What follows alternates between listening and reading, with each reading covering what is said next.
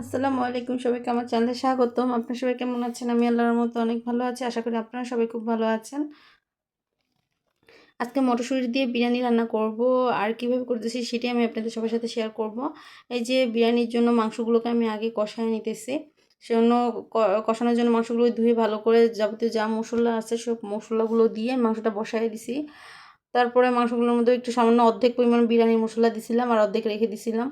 আর এই যে মটরশুঁটি আগে পোলাও চাল যেহেতু আমি ভাজবো, পেঁয়াজ কাঁচামরিচ দিয়ে বাদামি কালার করার জন্য বসেছিলাম। তারপরে যখন হয়েছে তখন মটরশুঁটিগুলোকে ধুয়ে আমি ওখানে দিয়ে দিছি।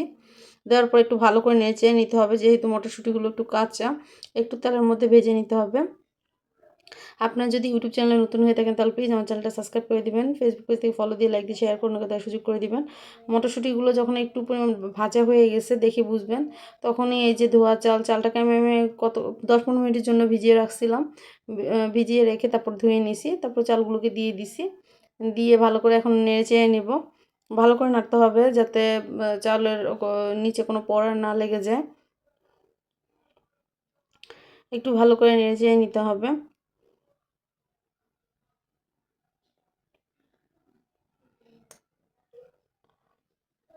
যখন নাড়াচাড়া হয়ে যাবে তখন আবার আমরা এই যে পোলাও চালগুলোকে দিয়ে ওর মধ্যে আবার মাংসটা দিয়ে দিব।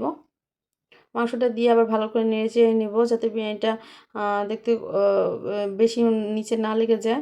তখন হওয়ার পরে সামান্য পরিমাণ মতো একটু ঝোল দিয়ে দিব। তারপর নেড়ে চেড়ে নিব। এই যে দেখেন বিরিয়ানি প্রায় হয়ে আসছে।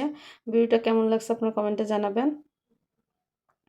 ভালো করে আমি এখন যখন বিরিয়ানিটা প্রায় হয়ে আসছে তখন আমি ভাপের মানে তাপার উপর উঠিয়ে দিছি ভাপে রাখার জন্য।